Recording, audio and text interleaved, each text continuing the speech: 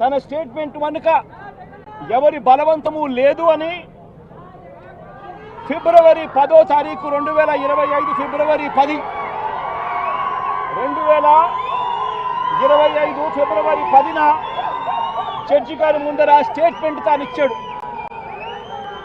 ఫిబ్రవరి 10, 2025 judge గారి దగ్గర judge గారి సమక్షంలో తాను ఈ విధంగా స్టేట్మెంట్ ఇచ్చేసరికి చంద్రబాబు నాయుడు గారికి లోకేష్కు వీరిద్దరికీ కూడా మనశ్శాంతి కరువైపోయింది. వంశీని అరెస్ట్ చేయలేకపోతా ఉన్నాము అనే దుర్బుద్ధి వీళ్ళల్లో ఎక్కువ కావడం మొదలుపెట్టింది. వీళ్ళంతా కలిసి పోలీసులతో మళ్ళీ కుట్రబన్నారు. కుట్రబన్ని వీళ్ళు మరుసటి రోజు అంటే ఫిబ్రవరి 11వ తారీఖున వీళ్ళు విజయవాడ పటమట పోలీస్ స్టేషన్లో సత్యవర్ధన్ మీద వీళ్ళు ఒక ఎఫ్ఐఆర్ రిజిస్టర్ చేశారు. ఫిబ్రవరి 11వ తారీఖున సత్యవర్ధన్, వంశీ ఇద్దరి మీద వీళ్ళు ఎఫ్ఐఆర్ రిజిస్టర్ చేశారు. కోర్టును తప్పుదోవ పట్టించారు అని వంశీని, సత్యవర్ధన్ మీద వీళ్ళు తప్పుడు కేసు వీళ్ళు బనాయించారు. కోర్టును తప్పుదోవ పట్టించారు, తప్పుడు సాక్ష్యం తాను ఇచ్చాడు అని చెప్పి వీళ్ళు ఎఫ్ఐఆర్ రిజిస్టర్ చేసి ఆ ఎఫ్ఐఆర్ రిజిస్టర్ చేసిన కాపీని తీసుకొని పోయి సత్యవర్ధన్ అమ్మను, సత్యవర్ధన్ నాన్నను, సత్యవర్ధన్ అన్నను అందరినీ కూడా బెదిరించి ఫిబ్రవరి 12వ తారీఖున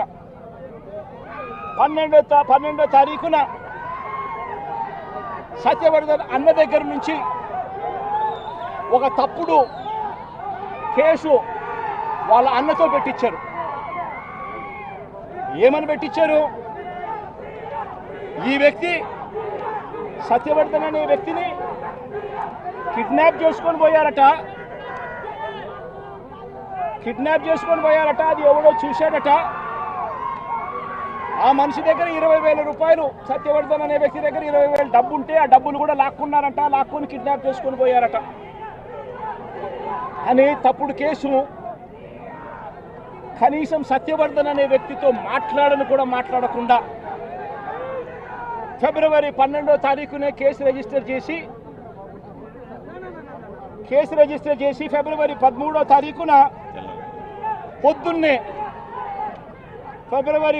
తారీఖున పొద్దున్నే వంశీని అరెస్ట్ చేశారు.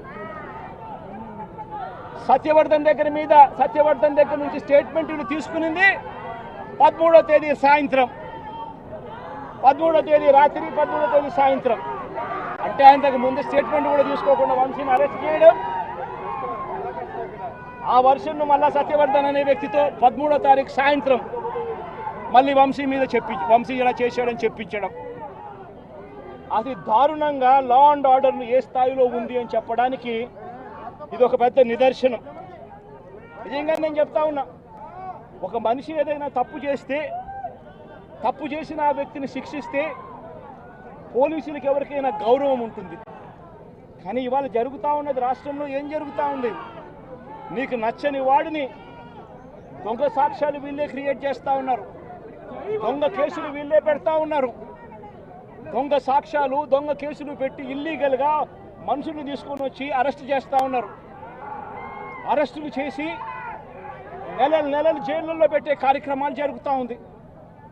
నిజంగా డెమోక్రసీ అన్నది ఏ స్థాయిలోకి దిగజారిపోయిందో చెప్పడానికి అందుకే వంశీ కేసు ఒక ఉదాహరణ అని చెప్తా ఉన్నా. ప్రజాస్వామ్యం నిజంగా ఏ స్థాయికి దిగజారిపోయింది అని అంటే, నిన్న కూడా చూసాం పిడుగురాళ్ళల్లో మున్సిపాలిటీకి సంబంధించి అక్కడ జరిగిన మున్సిపల్ వైస్ చైర్మన్ ఎన్నుకునే ఎన్నిక పిడుగురాళ్ళల్లో 33 మంది ఉంటే కార్పొరేటర్లు 33 మంది వైసీపీనే గెలిచింది. మరి తెలుగుదేశం పార్టీ కార్పొరేటర్ కనీసం ఒక్కడు కూడా లేకపోతే తెలుగుదేశం పార్టీ ఏకంగా పిడుగురాళ్ళ వైస్ ప్రెసిడెన్సీ సీటు ఒక్క సభ్యుడు కూడా లేని ఆ సీటును వీళ్ళు సిగ్గు లేకుండా మేమే గెలుచుకున్నాము అని చెప్పుకుంటా ఉన్నారు అని అంటే నిజంగా పోలీసులు అనేవాళ్ళు